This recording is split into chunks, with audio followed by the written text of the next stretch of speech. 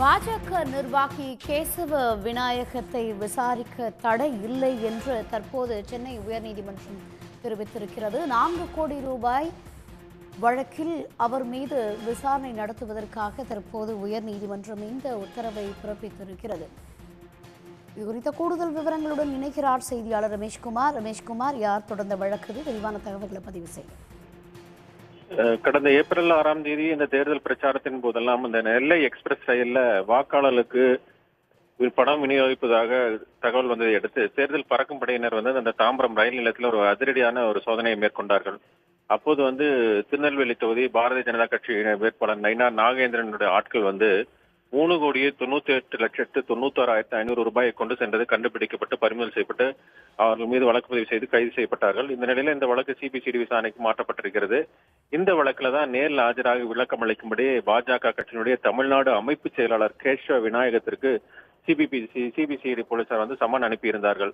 எந்த காரணமும் தெரிவிக்காமல் சம்மன் அனுப்பியுள்ளதாக கூறி அந்த சம்மனை ரத்து செய்ய கோரிதான் சென்னை உயர்நீதிமன்றத்தில் அவர் கேசவ விநாயகம் சார்பில் மனு தாக்கல் செய்யப்பட்டிருந்தது.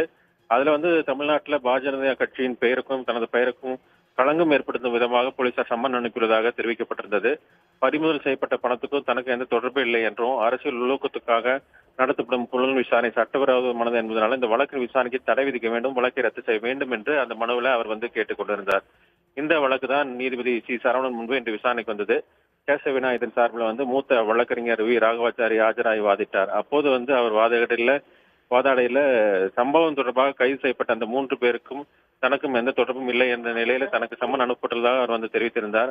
இதற்கு எதிர்ப்பு தெரிவித்த சிபிசிஐடி தரப்பில் ஆஜரான வழக்கறிஞர் கேசவ விநாயகத்துக்கு எதிராக வழக்கு பதிவு செய்யப்படாத நிலையில இந்த வழக்கை ரத்து செய்யக்கோரி அவர் மனு தாக்கல் செய்துள்ளதாக தெரிவித்தார். அப்போது மனுதாரர் தரப்பில் ஆஜரான வழக்கறிஞர் இடைக்கால நிவாரணமாக இந்த விவகாரத்துல தற்போதைய நிலையை தொடர வேண்டும் என உத்தரவிட வேண்டும் என்று கேட்டுக்கொண்டார். ஆனால் அதற்கு நீதிபதி எந்த கோரிக்கையும் இடைக்கால உத்தரவு பிறப்பிக்க முடியாது. குறிப்பாக சம்மனுக்கு தடையோ விசாரணைக்கு தடையோ எந்த ஒரு நிவாரணமும் இடைக்கால நிவாரணம் வழங்க முடியாது என்று கூறி இந்த வழக்கில் காவல்துறை பதிலளிக்க உத்தரவிட்டு விசாரணை ஜூன் 3ஆம் தேதிக்கு ஒத்திவைத்திருக்கிறார்.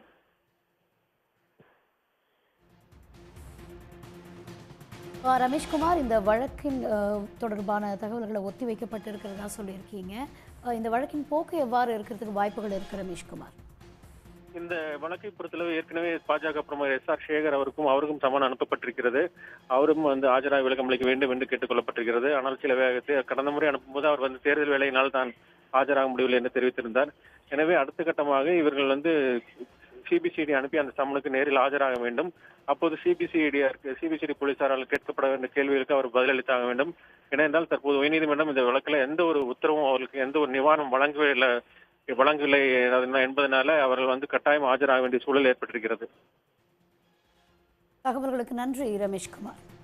உடனுக்குடன் செய்திகளை தெரிந்து கொள்ள சன் நியூஸ் பெல் ஐகானை கிளிக் பண்ணுங்க.